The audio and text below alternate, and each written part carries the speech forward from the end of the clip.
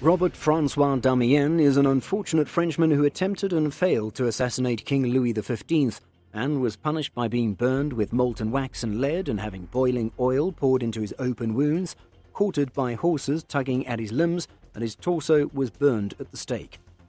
Things gradually improved in terms of the severity of punishments, but nevertheless, we'll look back at humanity's horrific past, exploring some of humanity's worst atrocities. Drawn and quartered.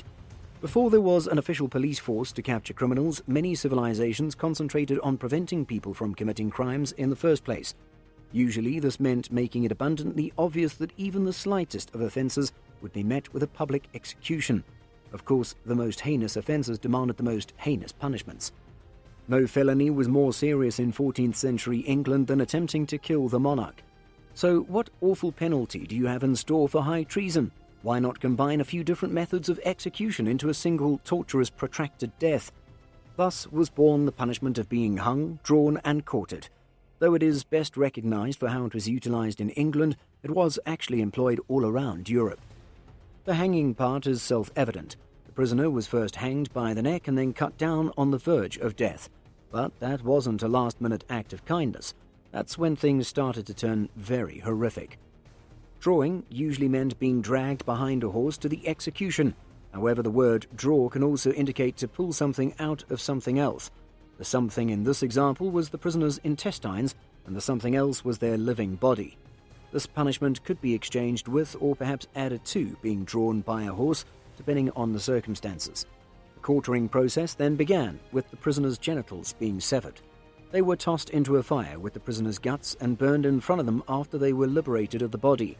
The body was eventually beheaded, which, assuming the prisoner was still alive, might have felt like a relief. The body was then cut into 4 pieces, hence the term quartering. Whatever was left of the prisoner was then cooked in a spice concoction to preserve the flesh and discourage birds from pecking at it. This was especially significant because the remains were frequently shown across the country as a warning to future possible traitors. The condemned prisoner was usually spared the worst of the punishment by being strangled to death. However, there were methods to make the execution worse. For example, quartering could be accomplished by tying the limbs to 4 different horses and having them walk in opposite directions. The manner in which you were executed was entirely determined by the king's desire for you to suffer. The execution of William Wallace is a wonderful example of what happens when you severely irritate the monarch. William Wallace was a Scottish War of Independence leader. When he was apprehended by the English, he was tried as a traitor. Wallace's claim that he was not a traitor because he had never sworn loyalty to the king was rejected, and he was sentenced to death by hanging, drawing and quartering. Wallace was taken behind a horse to his execution while the mob booed and threw debris at him. He was then hanged but was executed before dying. His genitals were severed and his entrails were extracted while he was still alive. Both were then set on fire in front of him before he was beheaded and dismembered. The pieces were then subsequently dispersed throughout the country as a warning to others. It's also said that another crime of Wallace was not subscribing, so make sure to leave a like to avoid such a fate. The rack. The torture rack, despite its harmless appearance, may be the cruelest contraption of the medieval age, and it was employed well into the 17th century. Rack torture, which was thought to have been employed in antiquity, is now most commonly linked with medieval times. At a time when executioners used inventive, albeit horrific methods of punishment, this contraption was in a league of its own. The apparatus, which consisted of a wooden frame on which a victim was laid with their arms and legs attached to a roller on either end, was used to stretch out victims until their muscles snapped or became unusable. However, contrary to popular opinion, rack torture was not abandoned in the 1400s. It did in fact appear in various forms in many nations around the world and was purportedly used in Britain long into the 17th century. The rack torture apparatus seemed to be a bed on the surface with a rectangular frame lifted ever so slightly from the ground. A closer examination revealed a much more menacing composition. The victim's wrists and ankles were shackled to the rack's rollers on either end. The victim's body was stretched beyond comprehension, frequently at a snail's pace, to create pressure on the shoulders, arms, legs, back and hips. Finally, the executioner could choose to stretch the limbs until the joints began to pop and eventually dislocated permanently. The gadget also functioned as a restraint, allowing victims to be subjected to a range of different pains. Victims who were unfortunate enough to experience rack torture and survived it would often leave having their nails torn out, being burned with torches, and even having spikes dug into their spines. Whether or not the device was utilized in the 17th century is debatable. However, in 1697 Britain, the silversmith was threatened with rack torture after being suspected of murder.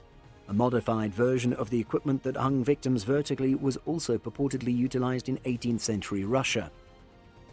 As part of the Treason Act of 1708, Britain explicitly prohibited torture.